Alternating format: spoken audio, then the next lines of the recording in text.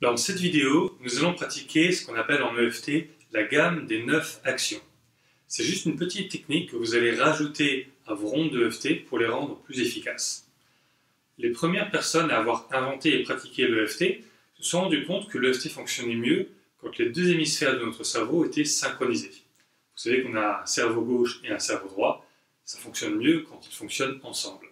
Mais parfois, il y a besoin de resynchroniser, de remettre ces circuits en coordination. La gamme des 9 actions permet de faire ça, permet d'obtenir des résultats un petit peu plus rapides. C'est très simple. Ce que vous allez faire, c'est que vous allez continuer à tapoter sur le point de gamme, justement, le point sur le dos de la main dans le creux. Et pendant que vous tapotez sur ce point, vous allez effectuer 9 actions très simples, qui sont fermer les yeux, ouvrir les yeux, regarder en haut à gauche, puis en haut à droite. Et puis vous allez faire un grand cercle avec votre regard sans bouger la tête, et en passant votre regard dans toutes les directions, dans un sens et puis dans l'autre. Quand vous faites cela, pensez bien à continuer à tapoter sur le point de gamme. Ça paraît facile à première vue, mais ce n'est pas aussi facile que ça pour tout le monde de faire un grand tour avec les yeux. Donc faites-le bien de manière consciente. L'action suivante consiste à fredonner un petit air, une petite chanson dans votre tête, peu importe ce que c'est.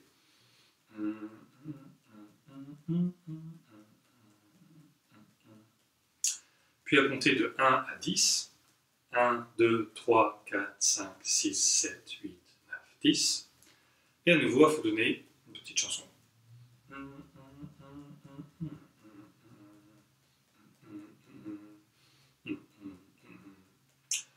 Et voilà, c'était la gamme des 9 actions.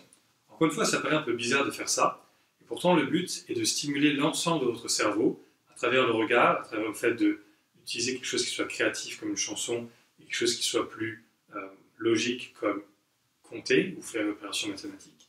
Ça permet à tout votre cerveau d'être bien concentré et bien présent sur la tâche qui nous occupe, c'est-à-dire la libération des émotions.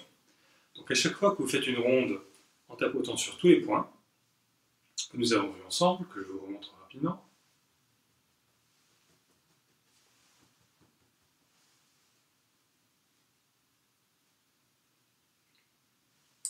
et quand vous arrivez à ce dernier point, le point de gamme, vous restez un peu plus longtemps dessus et vous faites cette gamme des 9 actions. Vous n'êtes pas obligé de le faire à chaque fois, mais je vous conseille de le faire au moins une fois quand vous travaillez sur une émotion. Vous pouvez aussi prendre l'habitude de le faire à chaque fois si vous avez le temps. De toute manière, ça ne rend pas la technique plus lente, au contraire, ça vous fera gagner du temps. Donc je vous invite à pratiquer. Voilà. À bientôt pour la suite.